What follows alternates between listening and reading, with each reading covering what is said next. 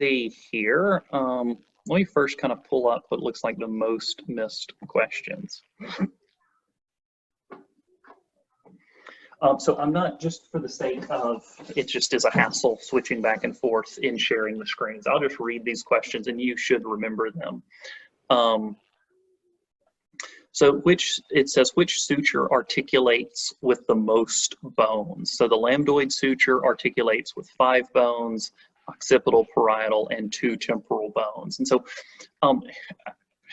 that would be, I guess that would be a good take-home question. I typically wouldn't ask that on just a regular exam because it is a little complicated and a little tricky just to be like, oh, well, it's 2 parietal bones, 2 temporal bones. Even when I was looking at it, kind of gave me pause for a second.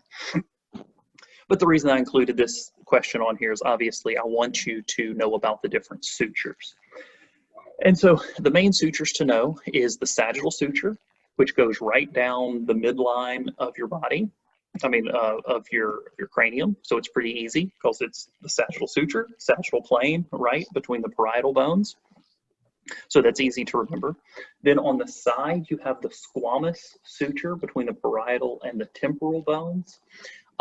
I like to, the way I remember this one is squamous. If you remember, the squamous cells are squished, right? They're thin. So the squamous suture is squished between the parietal bone and the temporal bone. So it's squished on the side. I remember the lambdoid suture because in the back of your brain, the lambdoid suture is kind of outlines the occipital bone. So if you're looking at the back of the brain, here's sort of like what the occipital bone looks like, and then you have the parietal on there, is that the lambdoid suture is called lambdoid because it looks like an upside down, it looks like an upside down triangle, which if you look at the Greek letter lambda, it looks like the Greek letter lambda, this little triangle. So that's why it's called the lambdoid suture. And it is important that you know sagittal is between the 2 parietal bones, squamous, temporal, and parietal bones. And then obviously, as the question says, lambdoid, occipital, parietal, and temporal. Touches all those. Those are the only, let's see, sagittal, squamous, lambdoid. Did I include another suture? Are those the only 3? Oh, the coronal suture. Coronal suture is the other one between the frontal and parietal bones.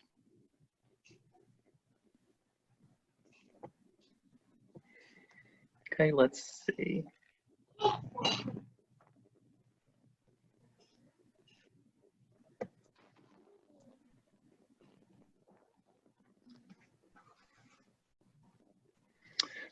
Which fossa on the humerus articulates with the head of the radius?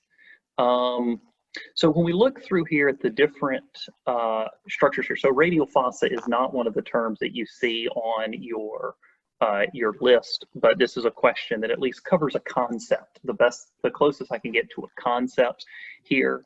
And so infraspinous fossa, we can kind of eliminate some of these. Infraspinous fossa, infraspinous, infra means below, spine, this is relating to the scapula. So the infraspinous fossa is below the spine of the scapula.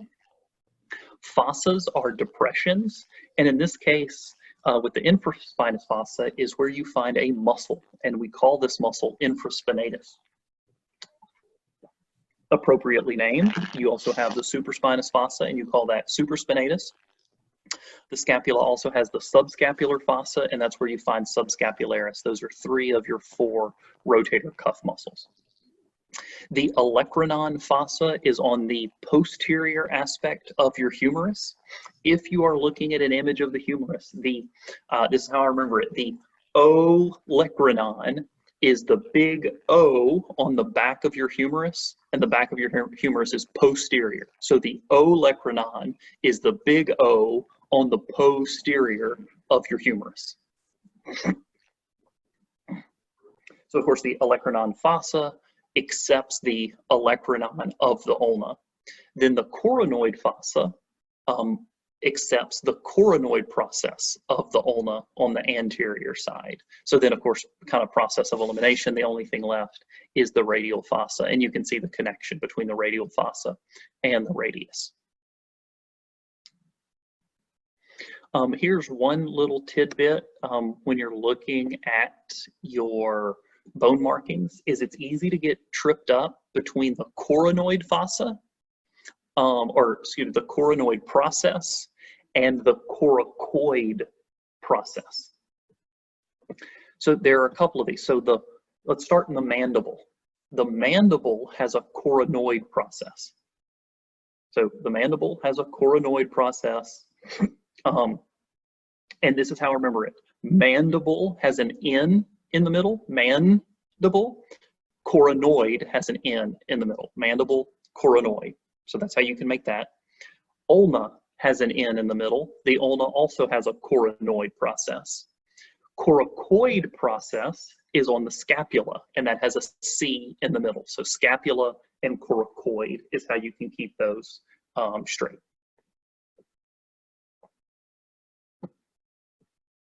The mandible also has a condylar process. So if you were to look up an image, and sorry, normally if I had more time, I would have pulled up images for all of these, but just, like I said, for the sake of time, but you can look up an image you can re-listen to the Zoom and look up an image. But if you look at the mandible, there is a condylar process. Condyles, by definition, are rounded processes for articulation. It is the condylar process that fits into the temporal fossa, that mandibular fossa of the temporal bone, to create the temporomandibular joint. So condyle forms the joint, and then the coronoid process is where your muscles of mastication attach to raise your jaw. Notice that this gets into muscles, but you have muscles that close your jaw. You don't really have muscles that open it because gravity. You just relax the muscles and your jaw opens. So you're very strong in closing. You don't really have muscles to forcefully open your jaw.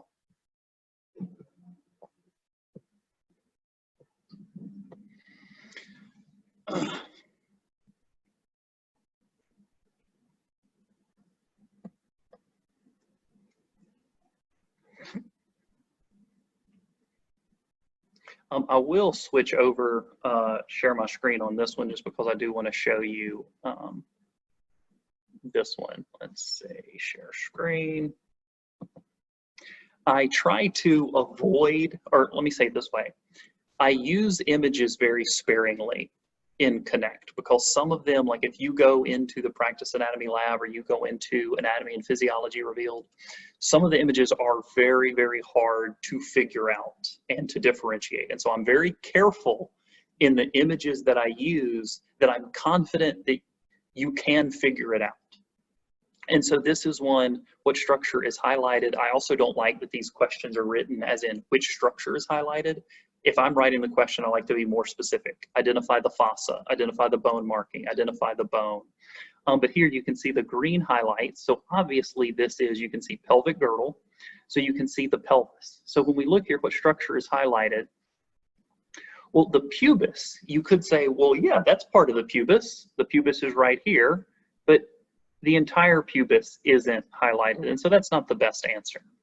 The ilium, they're very tricky here. The way that they spelled ilium is actually the distal portion of the small intestine. The ilium of the hip is spelled I-L-I-U-M,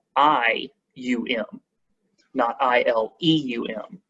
Honestly, I really am thinking that whoever wrote this question meant to spell I-L-I-U-M instead of I-L-E-U-M, but we always be as specific as possible. So it's clearly not the ilium. The sacrum is this bone here, so it can't be the sacrum.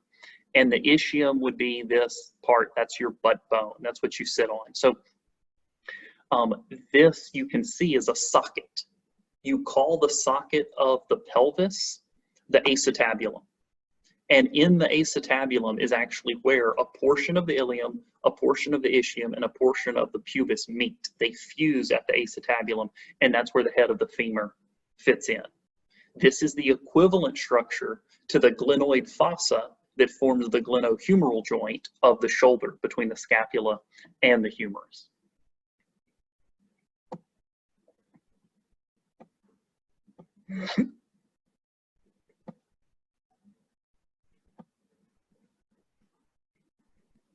Okay, another image here, like I said, fully aware how difficult it can be to see some of these.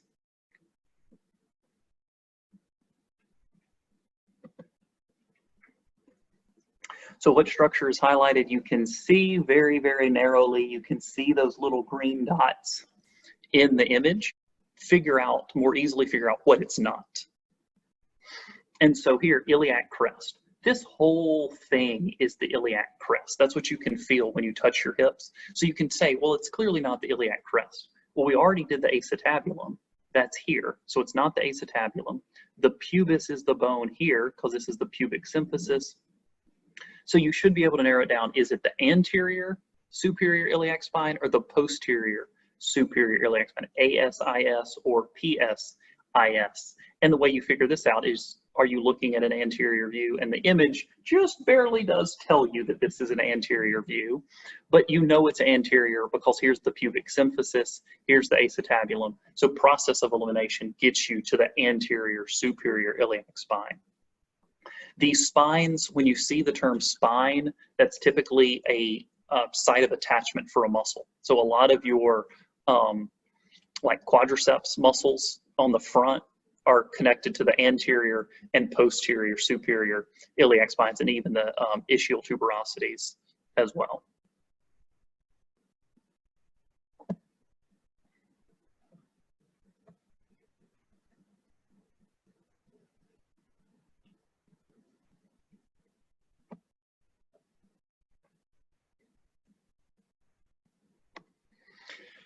I'm not going to share my screen on this one, but it's a question talking about vertebral differences. You'll notice from the LOs that I'm not going to ask you to identify or differentiate. If I show you a picture of a vertebra, you're not going to have to tell me that's T2 versus T3. You will need to know C1 and C2, atlas and axis. They are unique vertebra, but you do need to know what are the basic differences between a cervical, a thoracic, and a lumbar vertebra. Well, when we think of thoracic, they do have very long, slender spinous processes that angle somewhat inferiorly. They are thoracic vertebra. They have facets for the ribs. Each of your thoracic vertebra articulate with at least one rib. Lumbar vertebra are very large. They have large spinous processes that project primarily posteriorly. And the vertebral bodies are large. Why is that? Because the lumbar vertebra are the lowest of your vertebral column, thus they support the most weight, so they need to be the biggest. And then the cervical are the smallest because they're just supporting the head. They have what's called a bifid spinous process, so it's split. And they have some other features, but those are the main ones that you would need to look at when you're looking at the differences, both functional and structural differences.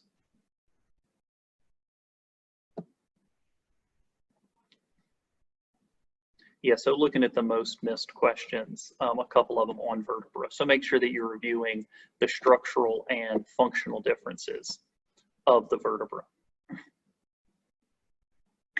So let's see, let me... DINS is on the axis, right? On C2? DINS is on the axis, yes. So when we look at the names Atlas and Axis, Atlas is named for the Greek god Atlas, and what does Atlas do? Is he a Greek or Roman? Is he the Greek or Roman?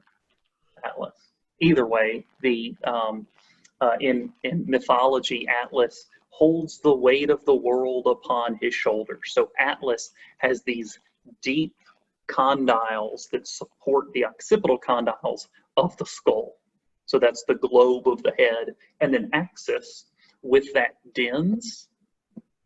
The dens means tooth. This is where you get odontoid, also called the odontoid process. This is where you get the word dentist, and orthodontist is dens. So it means the tooth. So it has this tooth that projects, and so axis, right? Your axis of rotation. So Atlas rotates around axis. So we're talking about joints. Well, let's look at the two joints here. We have the atlanto-occipital joint, which means it allows you to do this, a yes and no motion. I mean, a yes motion, because the joint, it's hard for me to kind of do, it fits in like this, so it rotates forward and back. Where when you look at the atlanto-axial joint, you have the dens, and atlas spins around it like this, so that gives you your no motion. So that's what those two joints do. So this ties into chapter 9, that it says that the atlantoaxial joint is a pivot joint. It's a uniaxial or monaxial pivot joint that just rotates. Pivot joints rotate. Let's see, your atlanto-occipital joint, it only flexes and extends. So I guess technically it's a hinge joint. I'll need to see in your book how it references it. I wonder if it's listed as a hinge joint. So let me kind of think of some other stuff let me just actually pull up an image. Let's see.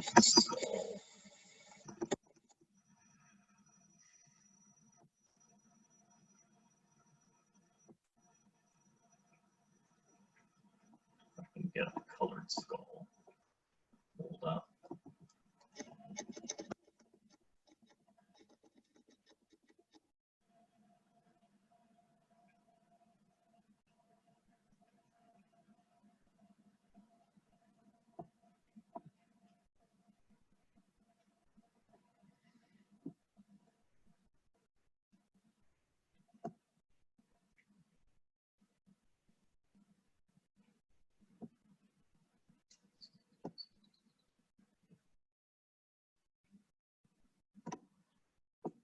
Do this one. I'll just lecture off of this.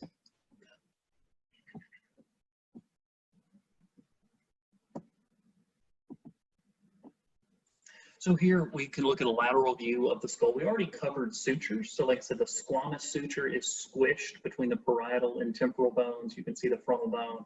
Like I said, but we're not worrying about the sutural bones. Of course, color-coded on the test, I can't say that I'm prioritizing one type of, if it's the just white skull or the colored skull, but I'm prioritizing what is clear, what question is clear. And so when we see different features here, I already talked about on the mandible, on the mandible is that we have the condylar process that fits into the temporal bone, and here's the coronoid process that sticks up. That you have the temporalis muscle and the masseter muscles that attach to this to close the mandible. We have across here is the zygomatic arch. This is your cheekbone. So the zygomatic arch is made up of, just hold tight here, it is made up of the zygomatic process of the temporal bone and the temporal process of the zygomatic bone. You'll notice that as wordy as these terms can be, they really help clarify where the stuff is. So they form the zygomatic arch. We can also see here on the temporal bone, you have the external occipital, the external auditory meatus, or acoustic meatus, obviously for your ear. So your inner ear is embedded in the temporal bone, or the inside of the temporal bone. You can see this structure here called the mastoid process. This is a structure you can palpate. The large structure behind your ear is the mastoid process. And then sticking here, this very tiny projection is the styloid process. Styloid process. You can't palpate it. Don't try. But so the styloid process is also a process important for different muscles here, hyoid bone and into your muscles of facial expression. But when we look at the mastoid process, this ties into muscles. Your sternocleidomastoid muscle. It is named for exactly what it attaches to. So the sternocleidomastoid muscle is the muscle here on either side of your neck. And it tells you it goes from the sternum and clavicle, to the mastoid process. And so it helps to spin your head left and right.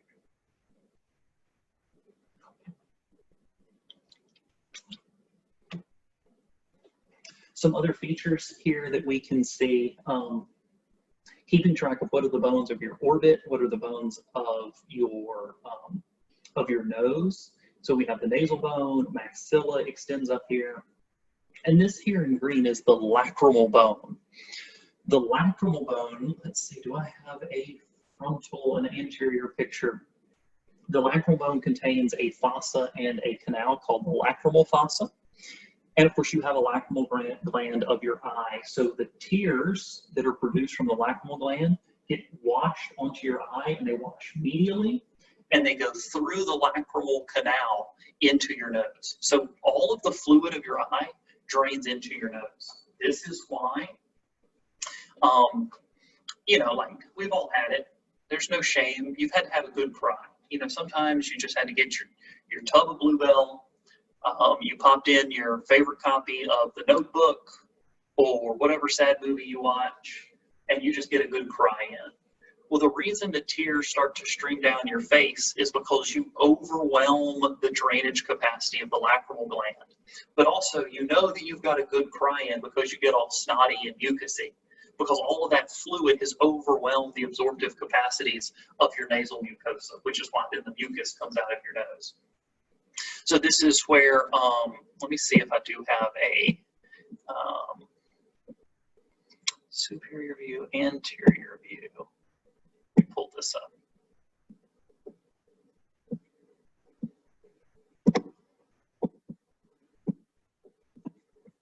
Switch that.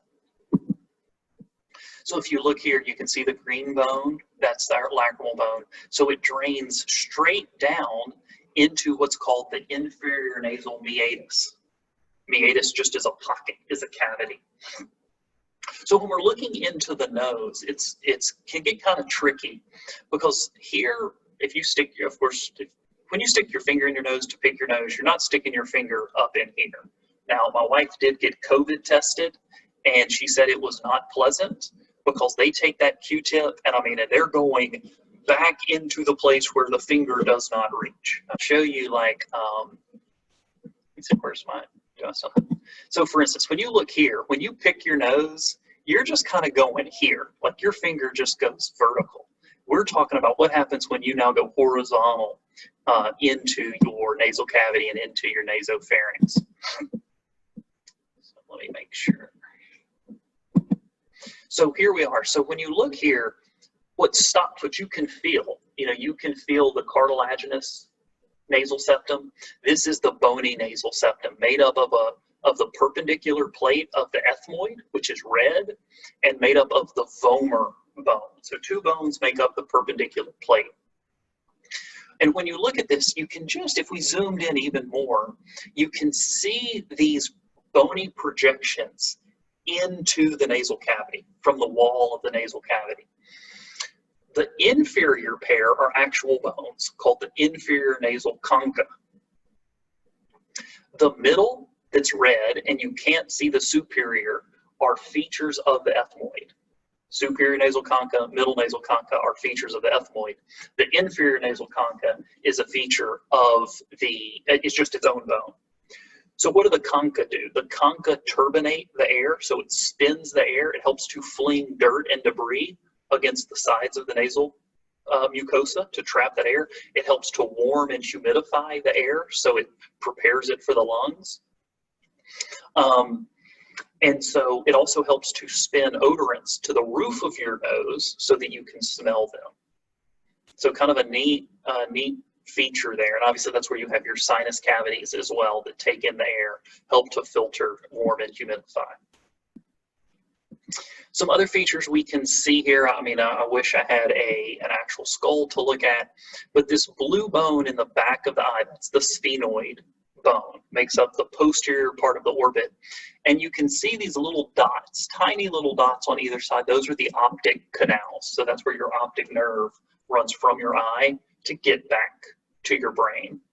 You then also have the inferior and superior and inferior orbital fissures. Fissures would just be like the Grand Canyon, like bigger openings in the bone.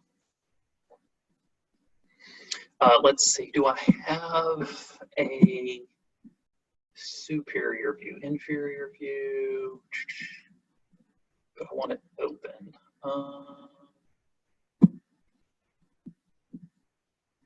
Just seeing if I have a particular image here.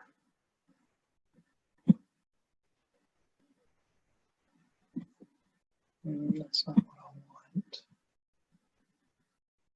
want. Let me just find a Google image.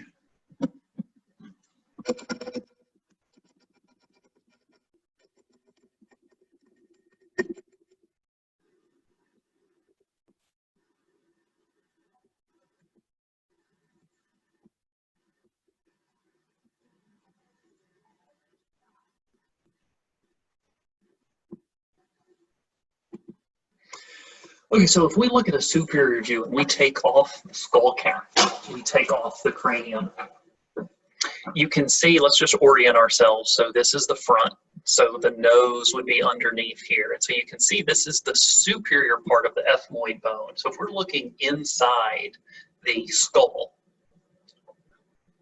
what was that? If we're looking inside the skull, there's this bump off of the ethmoid bone called the crista galli, which means the coxcomb, which, think about a rooster. It's the top of the rooster. The projection that comes off the top of the head of a rooster is what the crista galli is. This is important because when you look at the brain, your brain floats in fluid in your cranial cavity, which means it's just kind of hanging out. Well, it needs to be tethered to something, or else every time you walked, your brain would bounce around. So your brain has what's called a dural fold, which is like a ligament that attaches it to the crista galli that anchors the brain in place, just like a balloon with a ribbon. So that's what the crista galli is for. And then on the floor, if the crista galli is the mountain, the ground that the mountain comes from is called the cribriform plate, which has these little tiny holes in it, which is where the olfactory nerves come up from the roof of your mouth and go straight to your brain. Now, you know, if you've seen, you know, my favorite movie, Miss Congeniality, then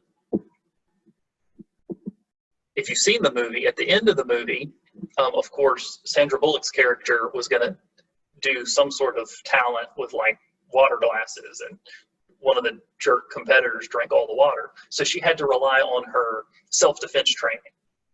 And she talks about the different ways that you could immobilize an attacker. And one of them is the old palm to nose. And now I have a colleague who has worked in the ER for a long time. He was an ER doc. And he told me that he'd never seen a case of this happening, but I still teach it as if it is 100% fact. So let's connect these things. So let's say an attacker is coming at you and you give them the old palm to nose. Well, let's look at the connection here. Palm to nose, you hit the perpendicular plate, which is already going to hurt anyway, because this is a very sensitive area. But if you hit it hard enough, you're going to hit the perpendicular plate of the ethmoid. And so remember, you're pushing up. So what happens if we push up on the ethmoid bone? So let me switch back over on our interior view. Remember, there's a pointy mountain of the crista galli on the top of the ethmoid bone. So if you push the ethmoid up, you're going to push the little pointy thing into their brain, into their frontal lobe. Boom, immobilizing them, making them, lobotomizing them, and ruining them for the rest of their life. That's what they get. Science. It is 100% anatomy right there. Can't see it because it's not 3D, but there is this little, the crista galli does project up. So just keeps you in mind that it does project up. When we look here, you can see, you can't see it, but the optic nerve, I mean, those optic nerves, those optic canals come out on either side here, and they cross at this area called the hypophyseal fossa, which is this depression. The pituitary gland hangs like a punching bag protected in this fossa. Remember, a fossa is a depression. This whole square here, oops, almost kind of like that square there, is called the, oh shoot, why did it just leave my mind? Hypophyseal fossa is the, translates to Turkish saddle. The, do they have it on here? Seriously, why did it just slip my mind? The sella turcica is, translates to the Turkish saddle, like a horse's saddle is this whole area. And then in the center of that is the hypophyseal fossa. Hypophysis is the fancy name for the pituitary gland. You can see the sphenoid looks like a bat, and in fact it has a greater wing down here and the lesser wing up there. And if we were to look from the side, do I still have a side view? You can't really see it on a side view. You can just barely see here. It actually has feet called pterygoid processes. Pterygoid, pterodactyl, meaning bird.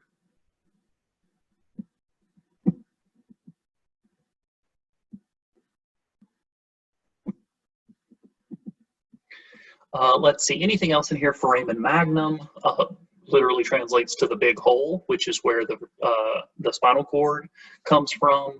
And you can keep track of some of these other holes. I'll tell you this, that you don't have to know the function of each of the holes right now. Like, you don't have to know the blood vessels, you don't have to know the nerves, but you should know the obvious ones. Spinal cord goes through the foramen magnum, optic nerve through the optic canal, the ones that are pretty obvious, but you can keep track of these other holes as well. Obviously, you can probably take a guess as to what passes through the jugular foramen or the carotid canal would be the comparative vessels. So the axial skeleton, the axis, the main part of the body, the skull, the spinal cord, the vertebral column, the rib cage, sacrum and coccyx, that foundational part, the axis, the center part, and then everything else is the appendicular skeleton. And so when we move into the appendicular skeleton, let me see what images I can pull up on the appendicular skeleton.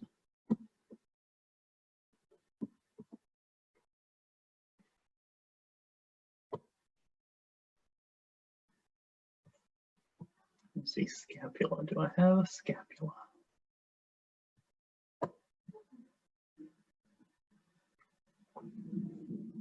Okay, here we go.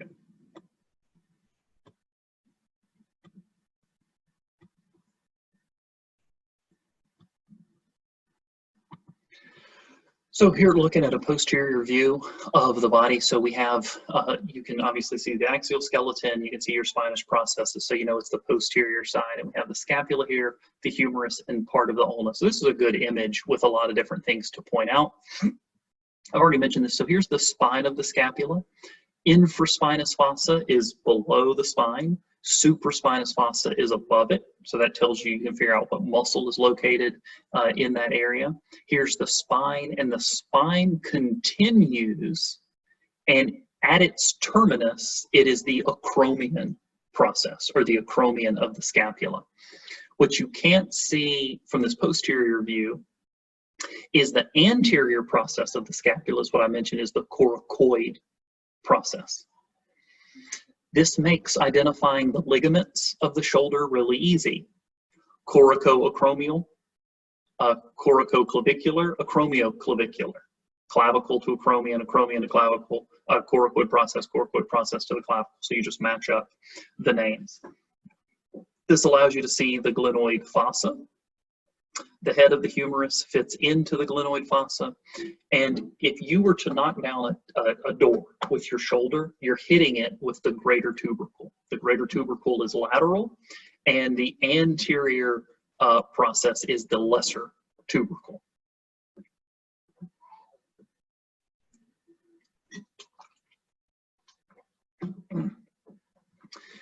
What's not pictured here, about right here on the edge of the humerus is called the deltoid tuberosity, appropriately named for the deltoid muscle, comes around your shoulder and attaches onto the deltoid tuberosity. So you can imagine when the deltoid contracts, it lifts your arm. So it abducts your arm. Humerus, and then we talked about this, here's the ulna, the bump of your elbow. Back here is the olecranon, and it fits into the big O, which is posterior, which is the olecranon fossa in the back of your humerus. Oh, look, those actually zoom in.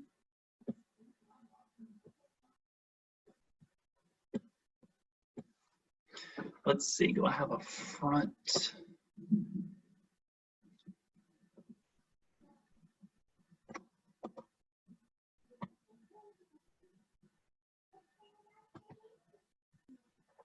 When we look here at an anterior view of the humerus, so we already said, okay, so there points out the deltoid tuberosity, but when we look here at an anterior view, as we look down here, you can see there is the medial epicondyle. Epicondyle is a projection. This is where if you've ever hit your funny bone, you are aware that you are hitting the ulnar nerve that runs protected, or at least somewhat protected, by the medial epicondyle. You can see the condyles. By definition, a condyle is an articulating surface of the bone, and you have a In the humerus, you have a medial and lateral condyle that are not just called medial and lateral condyles, called the trochlea and the capitulum. So the trochlea is the medial condyle, the capitulum is the lateral condyle. And here's how I remember the names. First, you got to keep track of the ulna and the radius. Which one is medial and which one is lateral? The radius, if you're in anatomical position, the radius is lateral, the ulna is medial. And a couple ways we can remember this. One, the way that I always remembered it is just for whatever reason, it was easy for me to remember that that your elbow is the ulna, touch it, and follow that to a finger, and it goes to the pinky. Pinky is medial. That's how I just remember the ulna is medial. For those of you who've worked in a healthcare setting, it's probably easier for you to remember that you take a radial pulse, right? The radial artery, which is at the base of the thumb. Well, you're feeling the radial artery, which runs along the radius. And so the thumb is lateral. So that's how you can connect those. As I said, the capitulum is the lateral condyle that articulates with the radius. The trochlea is the middle condyle that articulates with the ulna. The way I remember this is ulna starts with U, trochlea starts with T. TU is how the alphabet would be the letters next to each other in the alphabet.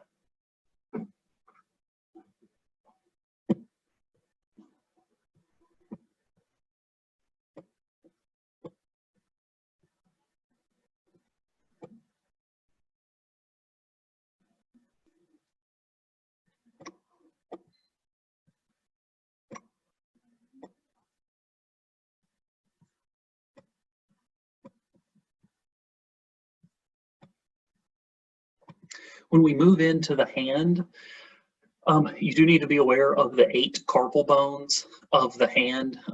They don't have these. I don't know if I have a question with those specifically, but so scaphoid, lunate, triquetrum, pisiform, and then we can start over here, trapezium, trapezoid, capitate, and hamate. If you organize the bones, if you're doing an anterior view and you look at them as 2 rows, and you go from lateral to medial, the mnemonic that is used to remember these is some lovers try positions that they can't handle. So the first letter of each of those words helps you remember scaphoid, lunate, triquetrum, pisiform, trapezium, trapezoid, capitate, and hamate. You can see here's the radius, here's the ulna making up your wrist, and then when you get into the hand, you have the metacarpals. Metacarpus means hand, and then you get into the phalanges. So these are named really easy, starting from thumb to pinky. Metacarpal 1, 2, 3, 4, 5, and then phalanges. Thumb has a proximal and distal. The rest of the fingers have a proximal, middle, and distal phalange. Same thing in the foot, just instead of carpal, it's a tarsal, metatarsal. I kind of already covered the pelvis, so I'm not going to pull up the pelvis itself, but just make sure you keep track of that the hip bone is made of 3 fused bones, ilium, ischium, and pubis. The ischium is your butt bone, the pubis is pointy in the front, that makes up your pubic symphysis, and the ilium is the top of the blades of your hip. The leg bones are much easier than the arm bones.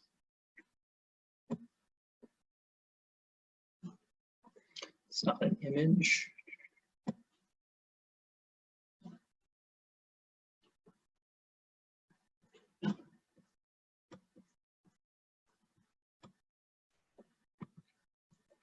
Okay, when you look here at the leg bones, of course, technically, the femur is the thigh bone, and when we say leg, that's referring to things below or distal to the knee. So you have the thigh bone and the leg bone. So the femur is the largest, heaviest bone of your body, and you can see where the humerus had a greater tubercle and a lesser tubercle.